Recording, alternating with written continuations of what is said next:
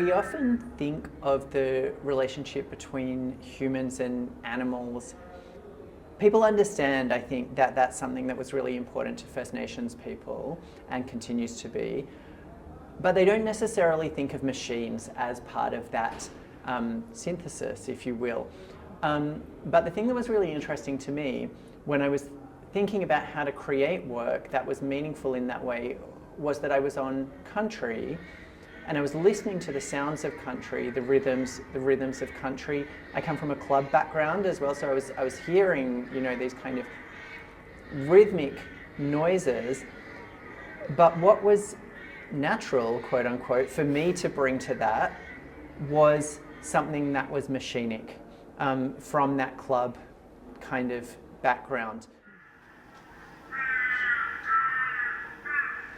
It had always been an animal that was really meaningful to me. You know, we've got the totems of our tribe, but I don't have a personal totem because I've lost that line of connection due to colonization.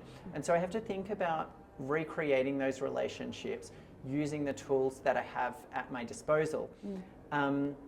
Crows I've always really identified with. I think they speak back to this idea of this very kind of English or European idea of birds that kind of sweetly twitter in the trees. You know, they're harsh, they're considered kind of birds of ill omen in Western culture, but there's something very real and pure about crows that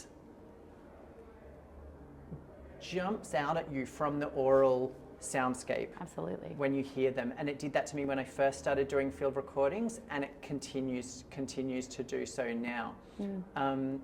And so that felt like a heart connection, and it's just been a relationship that I feel has been deepening as I've continued to explore this work.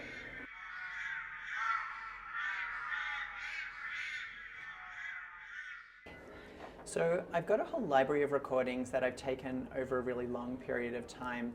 I only take recordings on my country, Kombumerri Country, up around the Gold Coast, unless I've got permission to record somewhere else. And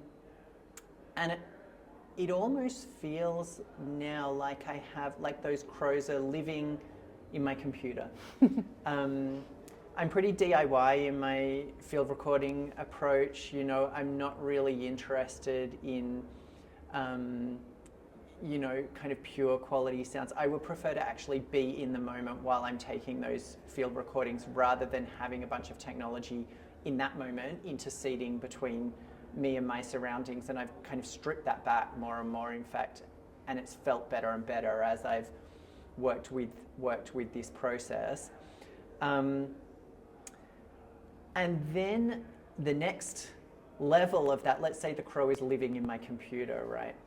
And the next level of that is putting it through that AI process. And you can, in fact, hear in some of these works the noise of that imperfect kind of DIY recording process that I've done, as well, a bit of grain, like a bit of glitch in the background.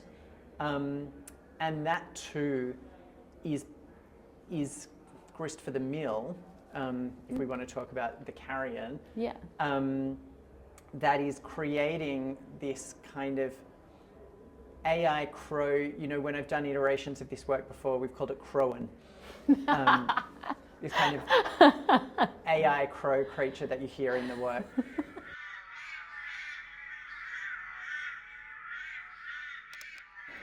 Country is speaking to you.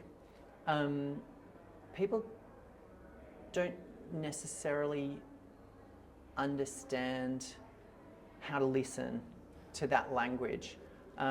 It's a skill that's been lost in our civilization. But where the electronic element kind of comes in is in the musicality of those sounds. That's a language in itself. One of the things that I'm really interested in is language as a right brain kind of activity. You know, we often think of language as like meaning making, you know, words on a page. But we actually don't have to understand language in all cases to receive the message. So for example, when I put the sounds of crows through an AI to translate them back into my voice, what it's speaking at the end is gibberish, quote unquote. But the way that I think of it is it's turning it into a language of the birds, which is a mystical concept that comes from my European heritage. So it's kind of using the technology as the fulcrum to bring together the sounds of country, my Kombumerri culture, and then also my European heritage in a way that to me feels very natural and uses those tools against the grain to kind of speak back to the system that created them. Yeah.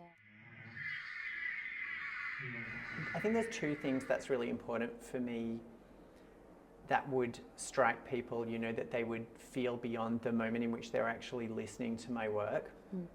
And one of those is to really allow sound into you and allow it to transform you. And it's kind of ironic, I think, that I'm using recorded sound rather than sound that you actually are hearing moment to moment to call attention to that sound as it's heard moment to moment. You know, we don't often listen to the sounds that are around us as we're kind of moving through space. And this is very true in an urban environment as well. I hear crows all the time. Yep. You know, outside the window of my apartment. I hear lorikeets, I hear kookaburras. And that is the second thing that I would love people to take away, is to start to think about, and this is a process that I did myself. You know, I'm a very high stimulation person. I used to walk around with headphones on all the time. Me too. I was like, the sound of the world is boring. It sounds horrible when I say it, but that was the attitude that I had. And I never do that now. And I feel so much more deeply embedded in the world than I did when I was operating in this closed off kind of way to the sound world around me. So I would love it if that was something that people were also able to take away and just practice and see where it takes you.